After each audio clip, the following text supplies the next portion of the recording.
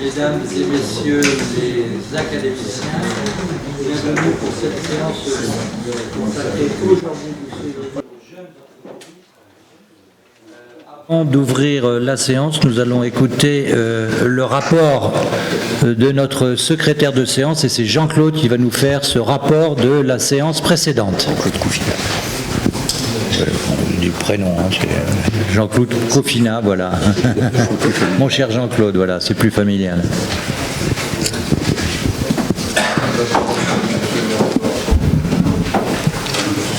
Jean-Claude, c'est à toi. Monsieur le secrétaire, chers collègues. La séance précédente est une séance de communication libre. Le président de séance était Henri Coudane et le modérateur Hubert Joannet. La première présentation était de Victor Costache de Roumanie concernant la chirurgie cardiaque et vasculaire à l'ère des procédures mini-invasives. C'est un grand honneur pour l'Académie de chirurgie puisque Victor Costache est le ministre de la Santé dans son pays. À travers l'expérience des activités de son service, Victor Costache nous adressait un état de l'art de l'application des techniques mini-invasives en chirurgie cardiaque et valvulaire et appliquées au traitement des dissections aortiques. Pour les valves, il nous soulignait que seulement 10% des équipes chirurgicales utilisaient des techniques cœlioscopiques. Tous les patients dans son service, valvulaire, remplacement aortique et plastie mitrale du service, sont traités par cette technique, par une incision de 4 cm avec d'excellents résultats qui permettent d'utiliser des techniques de réhabilitation accélérée après chirurgie en post-opératoire. Pour les dissections aortiques, cure complète de l'aorte, chirurgicale pour l'aorte ascendante et endovasculaire par prothèse fenêtrée introduite dans le vrai chenal pour les types A, cross et aorte thoraco-abdominale. Comme commentaire surtout, on a eu celui de Claude Vesely qui faisait une éloge de ce travail et de l'importance, enfin de la très grande avancée de ces techniques. Ensuite, nous avons eu l'intervention de François Schernberg sur un cas d'une amputation digitale qui était la complication d'un pansement devenu ischémiant à propos d'un cas. Il est proposé à la discussion l'évolution d'une brûlure non circulaire de la face externe de la main qui a conduit à terme de sa prise en charge à une ischémie sévère avec amputation et effectivement il s'agit d'un véritable drame au regard des lésions initiales. Après élimination de toutes les étiologies possibles, syndrome d'éloge, ischémie liée à la brûlure, escarre, spontanée, automutilation, l'auteur a conclu à la responsabilité du pansement qui, en dépit des douleurs, n'a pas été retiré seulement 24 heures après, et posé le problème de la responsabilité juridique sur cette prise en charge thérapeutique ayant vu se succéder plusieurs intervenants. Xavier Martin, y a-t-il eu une anesthésie locale digitale? Non, il n'y a pas eu d'anesthésie. Hélène Sussman, y a-t-il eu une exploration de l'hémostase pour dépister une coagulopathie? Non. Il s'ensuit une discussion animée sur la responsabilité médicale dans ce type de prise en charge. Ensuite, 2 publications sur le même sujet. Ronald Virag, Paris, plaidoyer et proposition de prise en charge rationnelle de la dysfonction érectile. Il rappelle que la dysfonction érectile touche 30% de la population masculine et constitue un vrai problème de santé publique, source de dépression, de perte de confiance en soi, voire de suicide. Important, elle est ressentie dans 58% des cas comme très invalidante et 30% des cas comme invivable. Le paradoxe souligné, c'est l'existence de traitements efficaces cohabitant avec une pauvreté de prise en charge. Et ceci est attribué à 3 raisons. Le tabou qui touche à la sexualité, y compris encore dans le corps médical, l'éclatement des prises en charge par plusieurs disciplines qui sont parfois étanches dans leur communication, et la simplification excessive du traitement par les médicaments type Viagra. Le désarroi des patients se complique aujourd'hui en raison de la multiplicité d'offres contradictoires sur Internet. Ronald Virag propose la constitution d'une task force pluridisciplinaire pour définir les conditions d'une prise en charge rationnelle de la dysfonction érectile dont il présente l'architecture et qu'il souhaiterait porter par les académies de médecine et de chirurgie. Éric Allaire de Créteil, résultats cliniques et hémodynamiques du traitement par embolisation et chirurgie directe des dysfonctions érectiles par fuite caverno-veineuse. Il souligne d'abord les avancées des explorations fonctionnelles, ultrasonores, Doppler avec épreuve de pharmacologique, et de l'imagerie qui permet un cavernoscanner. Et sa technique est un couplage de la chirurgie avec de l'embolisation qui permet un traitement efficace de ces fuites veineuses dont la physiologie et les modes d'exploration ont été rapportés dans cette présentation. Une série de 41 patients dont les résultats sont évalués cliniquement et hémodynamiquement, avec un recul moyen de 15 mois. Les succès primaires sont de 71% et secondaires après une réintervention de 83%. Ces résultats sont identiques en cas de dysfonction érectile primaire ou secondaire et que les patients soient diabétiques ou non.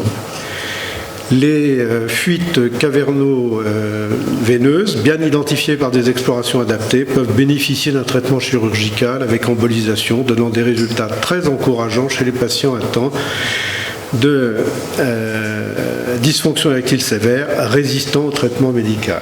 Différentes questions. Xavier Martin, qui félicitait les auteurs pour leur ténacité et la mise en place d'explorations fonctionnelles, qui permettent de poser des indications et de sortir de la simplification du traitement.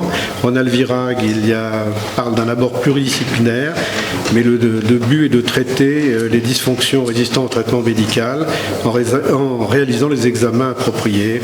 Éric Allaire, les interventions durent de 3 à 5 heures.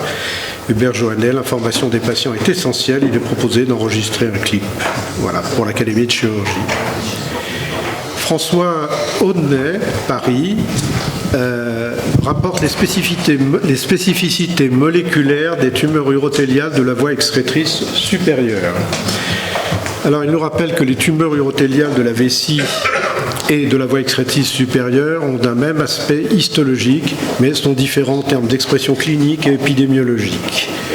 Et leur fréquence est différente, avec 90% pour les tumeurs de la vessie et 10% pour l'appareil haut.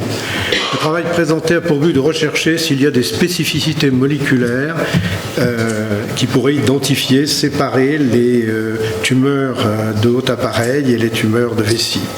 Ceci est réalisé par séquençage de leur ADN en les comparant à l'ADN constitutionnel. Ces deux groupes de tumeurs ont un profil mutationnel identique concernant les principaux marqueurs carcinogènes. Il y a deux carcinogènes, je pense qu'il en a cité 400 et quelques, et ne diffèrent, cependant il y a une différence, que par la prévalence de ces mutations. Cependant, en cas de tumeur urothéliale métachrone, l'origine clonale entre tumeur supérieure et récidive vésicale est retrouvée dans 100% des cas. L'auteur valide donc l'hypothèse de greffe cellulaire en péropératoire.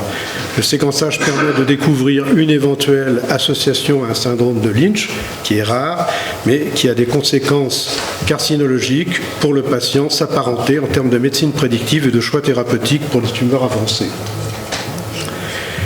Cédric Cron, Paris, technique innovante de lifting cervico-facial, le lifting vertical profond antérieur. L'auteur a cherché la meilleure combinaison possible entre les gestes efficients décrits dans les très nombreuses techniques de lifting cervico-faciaux. Il a mis au point le lifting vertical profond antérieur.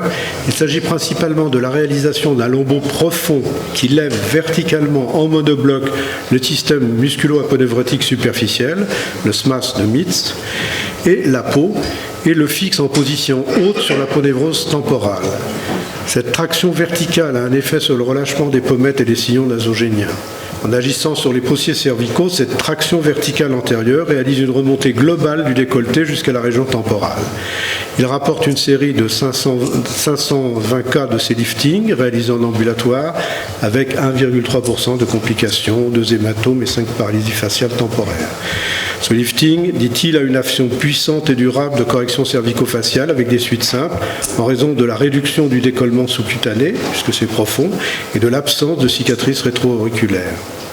Question Hubert Joannet, il s'agit de synthèse technique. Réponse de Cron, c'est un compromis afin d'obtenir la meilleure efficacité. Il s'agit de la première présentation officielle de cette technique. Richard Villet, n'y a-t-il pas un risque d'accentuation des sillons nasogéniens ? Cron, non, la traction verticale par le cou a une action bien dosée sur la région balaire et sur l'axe des zygomatiques. Et Mintz, qui était là, en sa présence, c'est une technique qui donne de bons résultats à long terme avec une diminution des risques post-opératoires. Présentation de Patrick Houvet, Paris, d'énervation partielle des articulations des membres supérieurs, étude de la littérature et proposition de nouveaux concepts.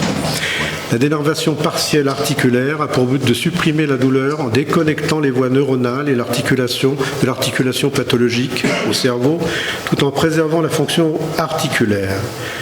L'auteur nous présente les bases anatomiques de la faisabilité de ces techniques, une étude cadavérique sur 20 sujets, 40 spécimens, après injection de silicone coloré, 10 dissections anatomiques, 30 par voie chirurgicale, avec utilisation de loupe et d'instruments de microchirurgie.